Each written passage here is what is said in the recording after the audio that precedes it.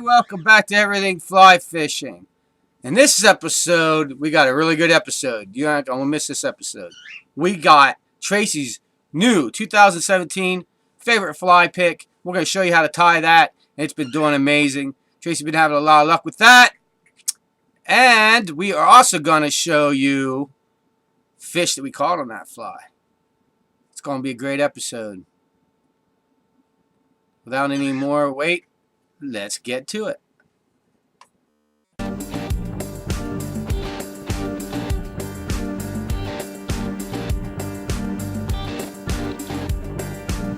Get a grip on your bad self, learn to love the game. Get on down to the roulette wheel and pray that the end comes and wheels will win its way. The hotel's not a lie, and the mystery's not the why. Oh no, silk is not the cry. This video is being brought to you by Team Hanging Outdoors. Go check out their videos. They make awesome hunting videos. Go check them out now. Or in our link below our video. And go check out the Country Store and Fly Shop in Waterville, PA. Where they have you can find out what's hatching. You can buy rods. You can buy tipping material. You can buy tying material. They have about it all. You can buy a new reel, new rod. I know everybody wants a new reel and rod. Well, go check out the Country Store and Fly Shop in Waterville, PA today. And tell them we sent you. Everything Fly Fishing we sent you. And go check out Gary at the Watsontown Flea Market. And if you go check out him any Sunday and tell him we sent you, you get a 10% discount on anything you buy from Gary. So go check out Gary at the Watsontown Flea Market today, who has a lot of video, records, CD players, TVs, and much, much more. You won't be sorry you went and checked him out. So go check him out. Now, back to our video. Hey, now, I'm going to do an introduction to this tying video. This fly really works. If you don't believe me, you go back on, I think it was episode 2, the first day of trout, when Tracy caught all them fish. You can see on video, she caught them all on this fly. This fly is amazing. So, anytime in this video you like it, give it a thumbs up. Make sure you like this put the like button. And anytime, right down in here, somewhere there's a little teeny fish, you click on that. You can subscribe. Do that anytime during this video. You can subscribe, and please do. It means a lot to us. And all you who have subscribed, we're at 610. I never thought that was possible. So, subscribe now. On to the tying video.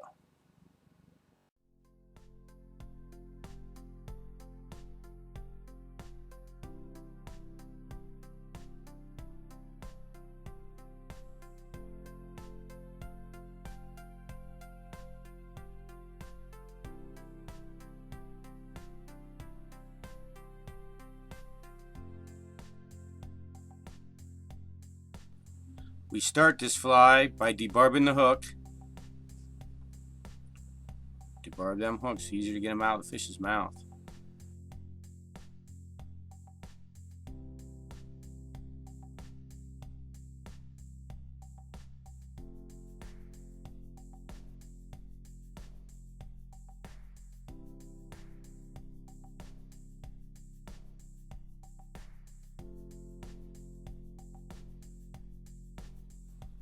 Now you can put on your 1/8 diameter copper bead.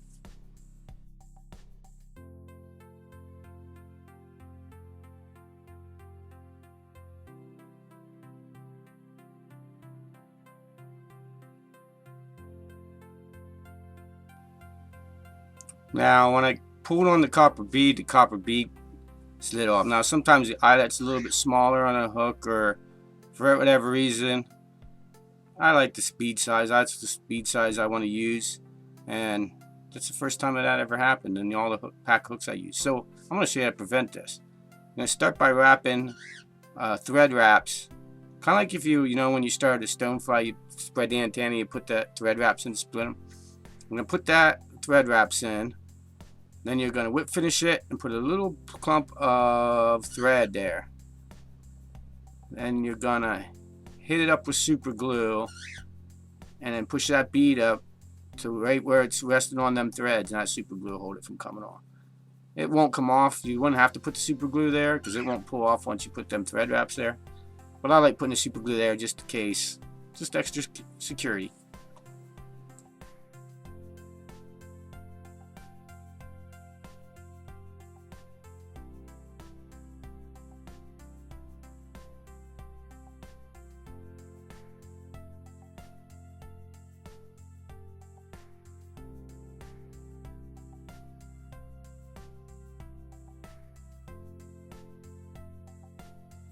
Now we're going to wrap some .015 lead wire around this whole length, almost the whole length of the hook to add some weight.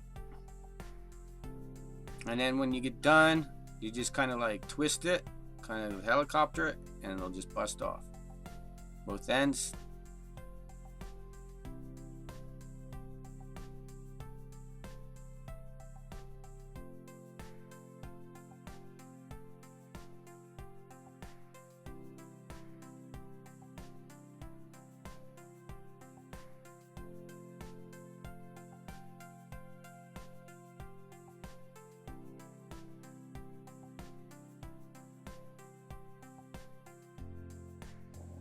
Now we're going to take some light olive 70 denier thread and start it right behind the lead. And then you're going to wrap up through the lead to right behind the bead and then back to where you're going to start your tail.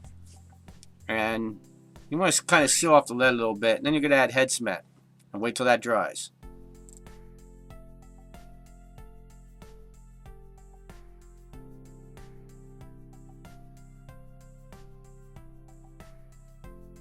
Now we're going to tie some of this. I think it's called hot yellow. I'm not sure. But it has a green tint to it. A real light green tint to it. And this is what we're going to rib the fly with.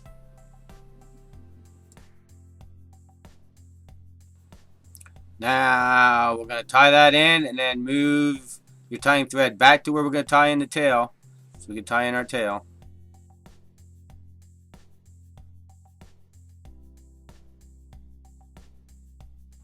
And for our tail, we're going to use this really, really cool olive dyed pheasant tail.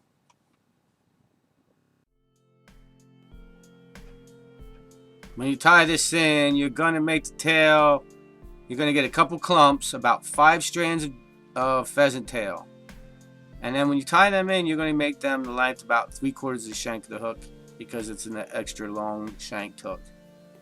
So you tie that tail in about 3/4.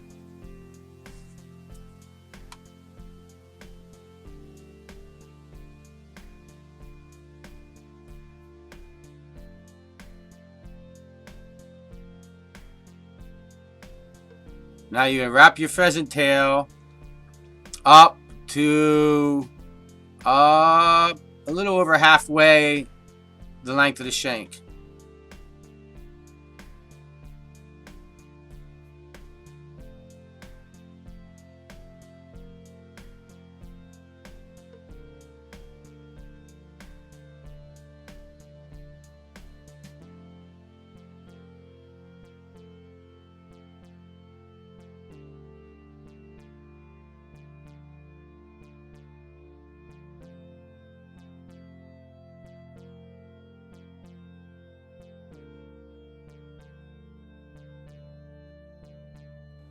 Now you're going to rib the fly, and you want to start your ribbing in the opposite way. So if you wrap your hackle that way, I'm going to start it and go the opposite way.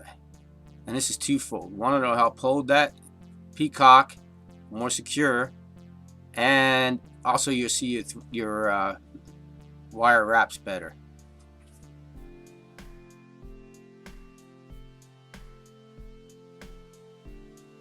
Now next we are going to tie on nymph skin.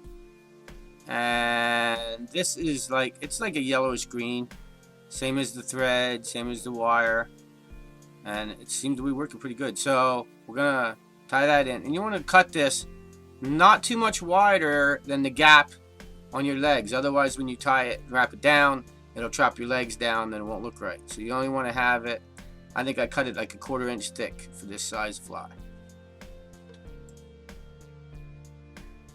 Now you want to tie that in right behind your bead, and you want to go right back to right to where you stopped with the pheasant tail. And you want to tie that down, secure it down good.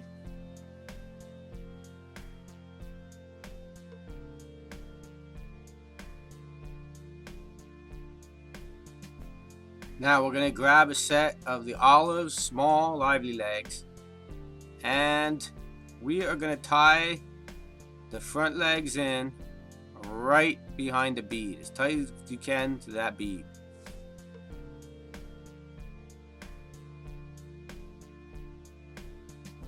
Then we're going to put thread wraps behind the first set of legs, and then secure it down to the shank of the hook all the way back to the front of the next set of legs, and then right behind them legs,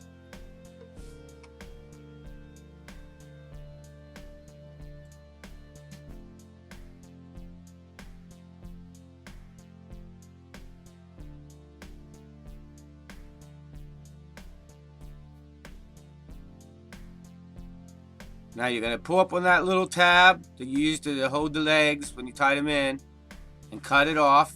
Now you want to pull up on it, stretch a little bit, cut it off, it'll cut it off cleaner. Then you're going to go back to and pull up on where you tied off the last, and cut off that last set of legs. Yeah, cut off the last set of legs. And that tab.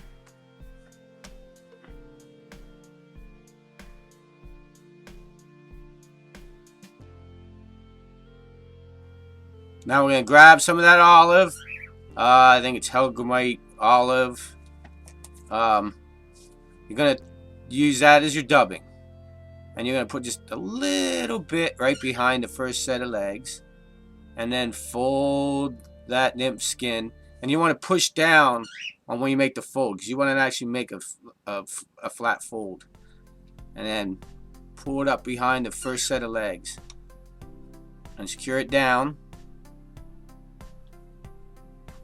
Then you're going to go up behind the first set of the last set of legs with the thread, then fold the nymph skin back so it's facing the back of the hook. Secure that down. That's going to make it step. So it's going to make the wing case be low and then step up just like a natural wing case would. And then you're going to dub that in that area and fold the nymph skin over again and run the nymph skin up right behind the bead, and then tie it off right behind the bead.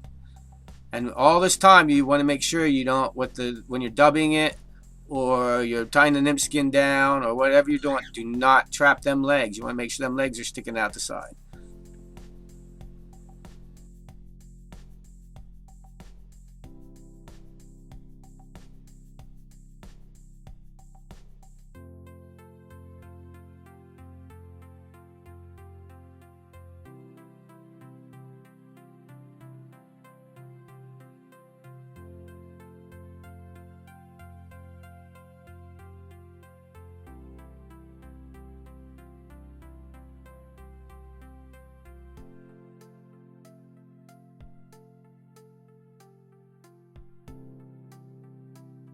Now you're going to cut that nymph skin as close as you can to the bead.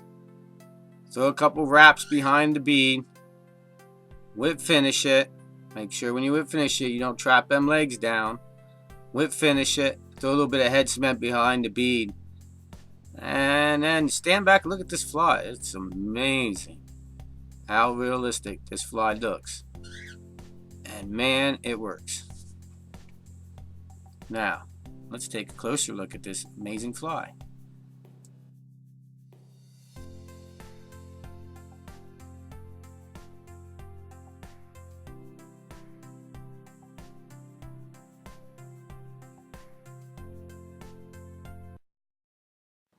Hey, I hope you liked that tying video. I hope you guys tie some of these up. They've been working dynamite. We've been catching a lot of fish on them. So without any further ado, let's go check out some of the fish. And I caught the one fish in our home creek here of white deer. And then it's a small creek. And the fish was as long as my arm. So, I don't know. It's a pretty big fish. It's how long, when I laid it in my hand, it stretched from my arm, my elbow, to my tips of my fingers. So, it's a pretty big fish. Caught in a teeny creek on a lively legs. Let's go check this out.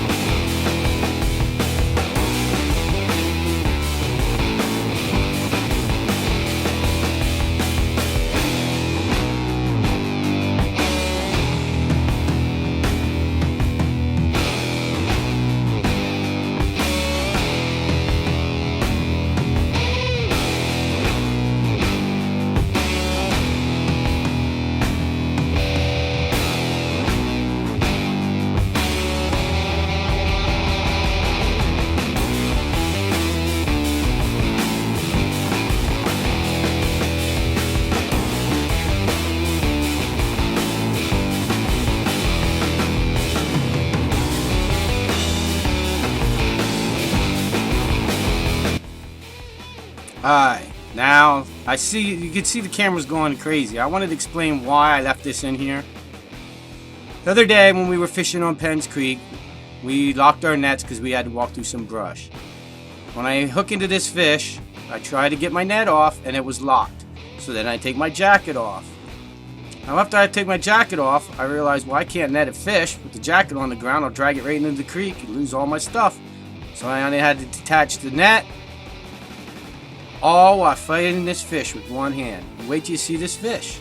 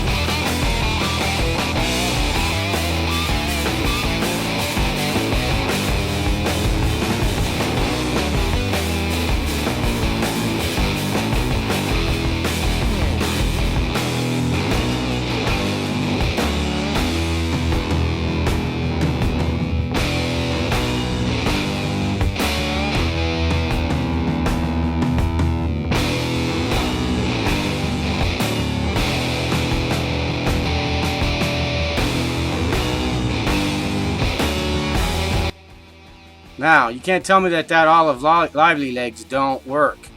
So now, we're going to go back to the first day of trout. And you, see if you can keep track of how many fish Tracy catches on this olive lively legs. And at the very end, we catch a fish on the white SOB. Let's check.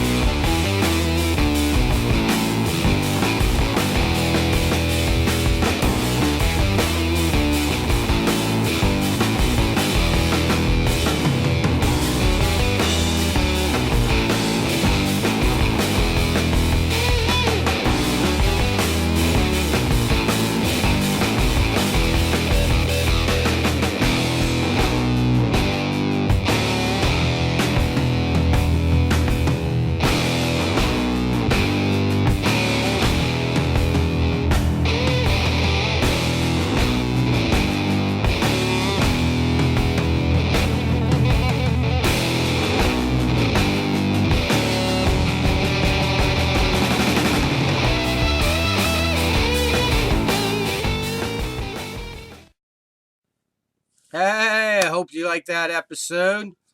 We can watch an episode every Monday. We didn't do one last Monday.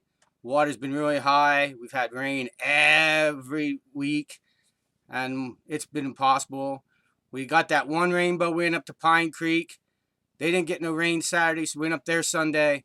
And then we had 22-mile-an-hour winds. Hardly impossible to cast. So we had more fun just hanging out, me and Tracy, on Mother's Day. And I did catch one fish. We had a lot of, the hatches were really sporadic. I missed like 1 or 2 fish on the dry flies. It was so sporadic that it was hard to catch them on the dry flies. But we had fun anyway because we had a good trip up to Pine Creek and some really good view shots. Matter of fact, we'll probably put some of the slideshows on Patreon. If you haven't gone yet, check out our Patreon page. It's only $1 a month. It's really cool. We give giveaways. Go check that out. If you haven't done this yet, you can click on that fish down there at any time in any of our videos and subscribe. It really helps us out when you're at 610. You guys are awesome. I never thought I'd even get to 610. It's amazing. We're really shooting for 1,000. So tell all your friends, share these videos, get out. Because once 1,000 comes, a lot of cool benefits we'll have to give to you. And don't forget to check out next Monday's episode. I'm not sure what we're going to do it about yet. It'll be raining again this weekend. So we'll try and get out and make a video for you. And I hope you like that blue-winged olive. Make sure, blue-winged olives. My bad, sorry. That pheasant tail olive, lively legs. It's killer. Tracy's been killing them on it. She finally said, hey, you got to do it. Tell people how to tie this fly. It works way too well. Just not give them the video. So I gave you the video, tie them up, and you're going to be amazed at how well they work. We actually trailed that and off of our lively legs golden stone pattern, and now talk about deadly. Okay, so you're going to check out Patreon, tell all your friends about us, get our subscriber count up to 1,000. I hope you enjoyed our episode. Don't forget to check out next Monday for the next episode. Thank you all. And thank you for watching our videos. Hey, welcome to the end of our video. Well, you can check out our playlist here. That's our fishing time playlist. Our episode playlist. It's like a TV show. You check them out. And you can subscribe here if you haven't clicked on the little fishy yet. Thank you for watching our videos. Keep your lines wet, out of the trees, and only give them fish a sore lip.